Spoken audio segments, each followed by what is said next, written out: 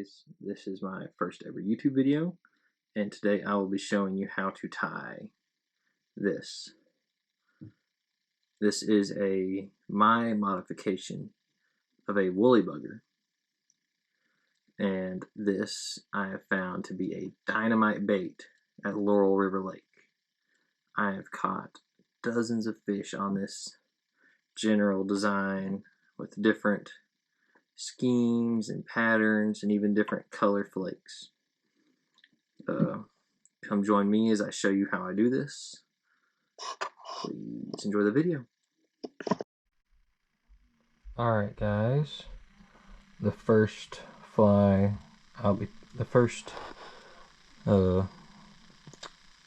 bugger I'll be tying is this one. It will be using a leech cone head instead of a standard bead. So first, your thread. I use Ultra 140 black thread, which I found is a good quality and durable thread.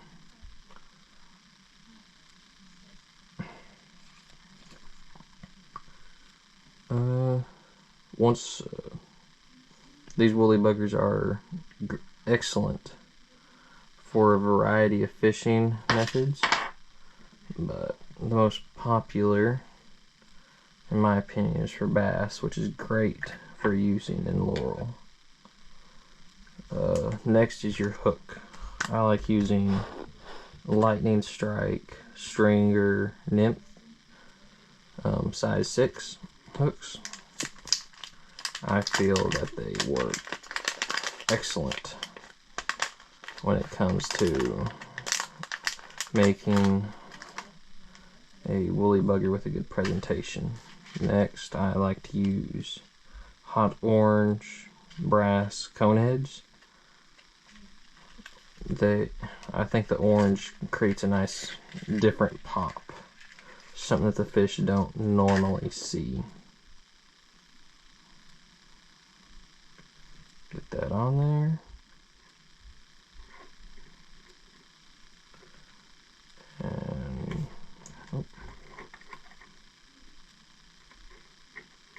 gotta adjust for this hook. Tying some larger flies earlier. Next, you just want to take your thread.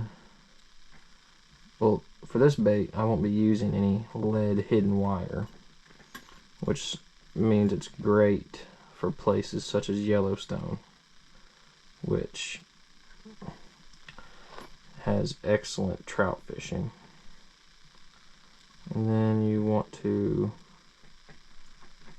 put some thread in the cone just by doing a few wraps and get rid of this tag end back here.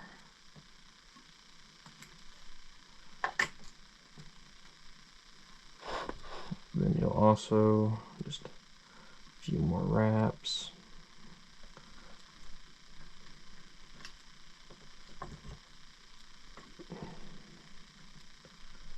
And then you want to choose your color. There we go. I like this Kelly green from Sportsman's Warehouse. I find that the color looks really well in the water. It's just something that the fish don't see at Laurel, because the fish at Laurel are constantly being fished for in hundreds of different methods. So I find that the odd colors and the odd look seems to do pretty well for me. Just take your marabou, stick it about that far, just the tip of it. Do a few 3 or 4 loose ties and then just pull down real good. That locks it in place, allowing you to work with it without it twisting. And then trim off the excess.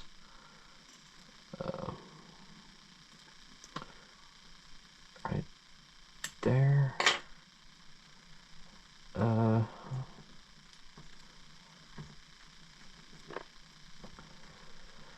Once you get this nice and covered and looking real pretty,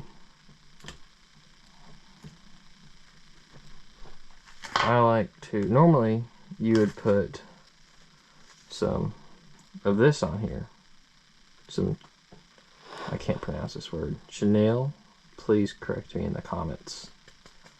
I will eventually learn how to say that word. But I like to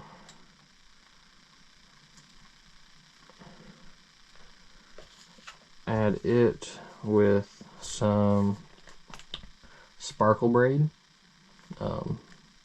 This just happens to be Flash Pearl, which I find that color to be an eye catcher. This is all about clear water fishing, so these fish see stuff like this all the time. See baits all the time. So you want something that pops, that catches their attention. If you loose wraps, then hold, pull, tighten down.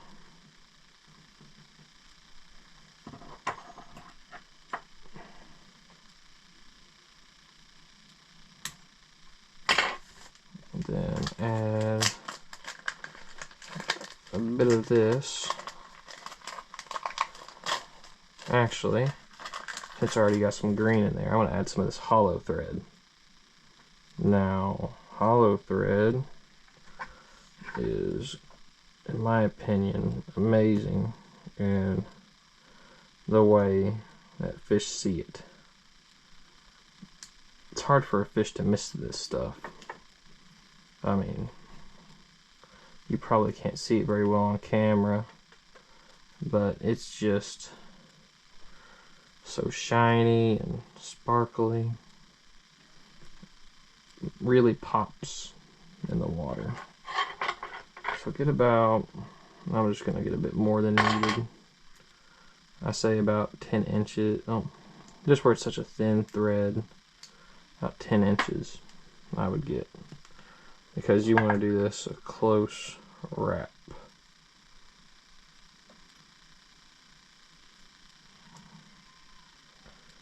Two, three, loose, and then pull. Finish that off. Throw that back. And now time for your hackle. Now, a lot of people use saddle hackle or neck hackle. I personally prefer saddle hackle. I find that it gives it a bushier, is that the right term? Appearance. Makes it look fuller. So just grab a feather. Get to where it's not stiff, to where you can flex it. And then snip off what you need. And then just peel off until you get a clean stem of hair, of hackle. Need some more thread.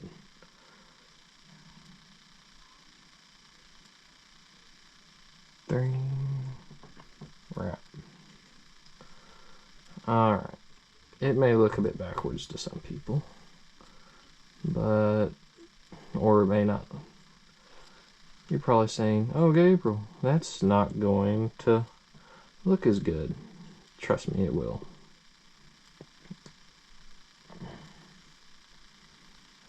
So, let's get that green back there. I like to try to sneak its way up on, and then just wrap this Well, first you'll want to, there's so much meat right here on the thread, so just add a bit of meat through here, thicken it up. It may take a bit of thread, but it makes a nicer appearance and it makes it more appealing for the fish.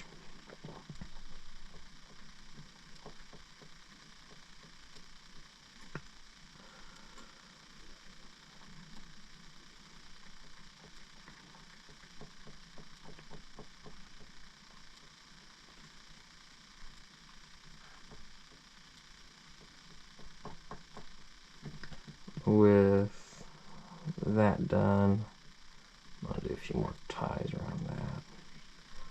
I'm going to bring, finally, my chenille, or whatever it's called, someone please correct me if I'm wrong, forward.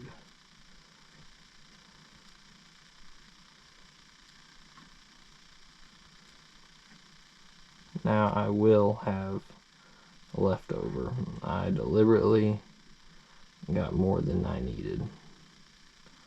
And just do a few wraps to secure that. 3 or 4 is all you need. And then trim off the excess thread. Give myself a bit more thread to work with here. Wrap it 8 or so times. Now turn your saddle hackle over, around and around and around. Now this looks awful right now, but trust me, it will look much better. It's not want to cooperate, so just grab your handy dandy clamps. Oh.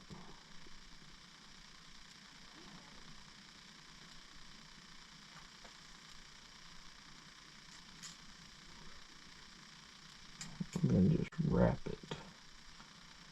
You don't want them spaced too far. I may or may not give myself enough feather.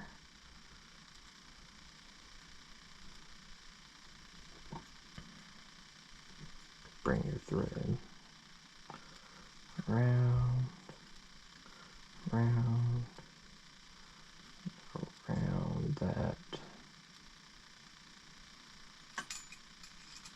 Hopefully that did it. And I'll just stroke that back a bit. And you're probably wondering, why have I forgotten the holographic thread? Well, I haven't.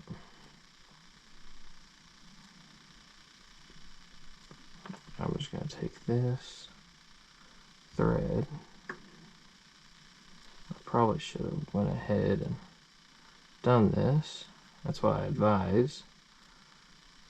But I had gotten ahead of myself. Actually. Now, there will be times when you have to do this. It happens in every fly fisherman's career. You have to back up because you messed up. And that's perfectly fine. Nothing wrong with a mistake.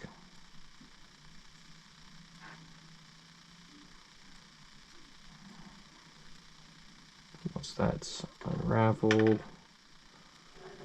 hopefully it's still usable.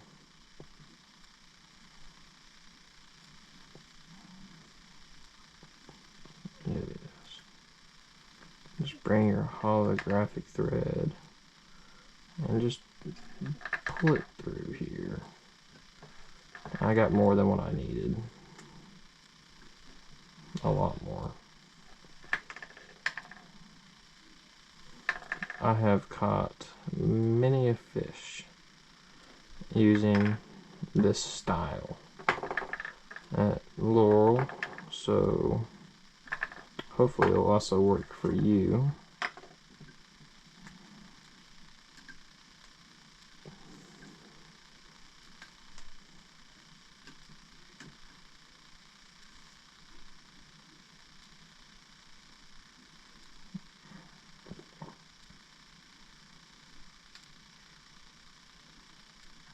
Let's get that wrapped.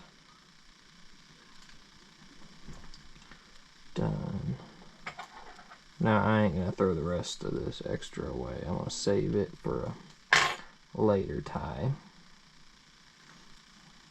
And then take this.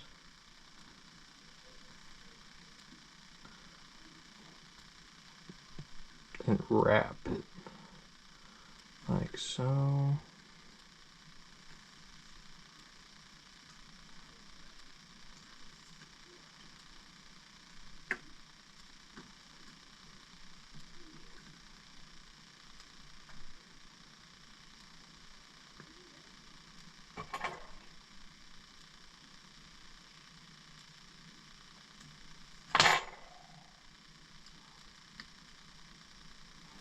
And then there you go.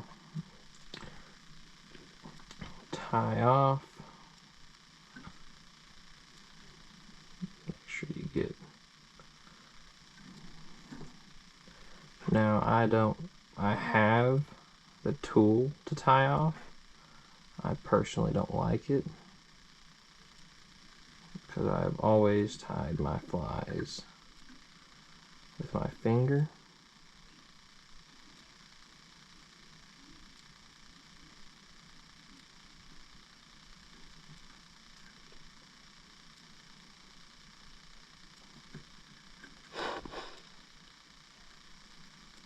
Make sure you don't get none of that hair, because that hackle will so easily get stuck in whenever you're tying it off.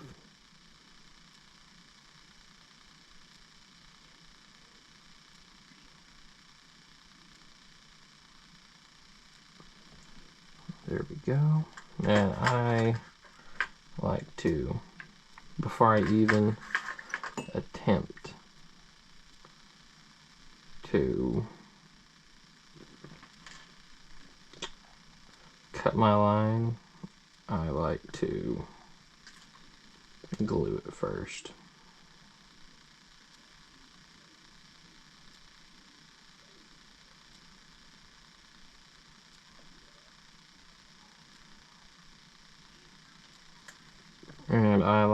And I'm trying out this new Loon Outdoors water-based head cement. This is my first time ever using it, so hopefully it holds up and does what it needs to do. So far I'm liking it. I like the tubes and the way it works, but we'll see. And it's already dry. Now take your fly first.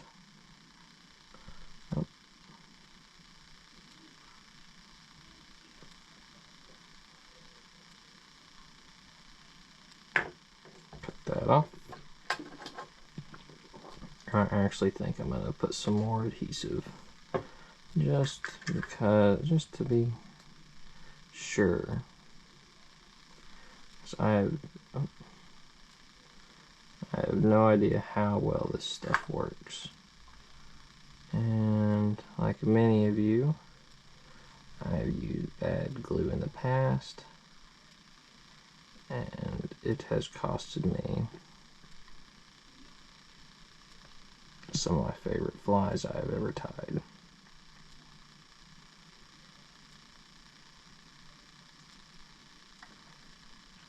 Now this is supposed to dry really quickly, so while it's drying, trim up. Now this isn't the prettiest one I have ever tied by far,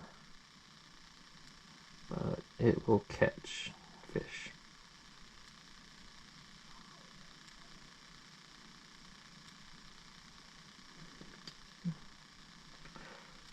I have personally used worse looking flies from the store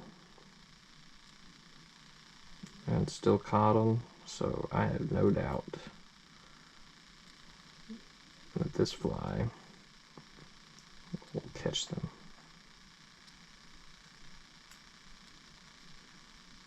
So once you get it about like that,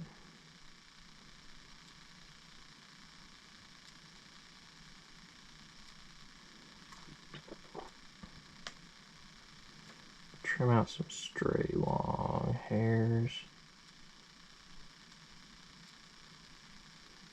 Check the glue. Oh, actually, I need to put some glue on the bottom.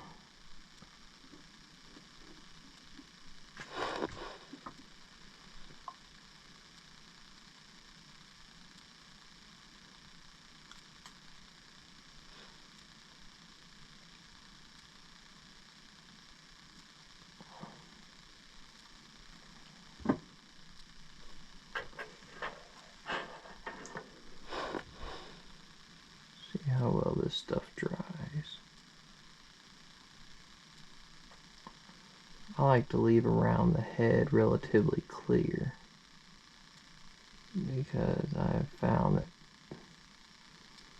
the most pesky hairs that can ruin the appearance of your fly will be around the head. And there you go. This is a leech headed 3-wrapped with a holographic thread and Kelly green saddle hackle.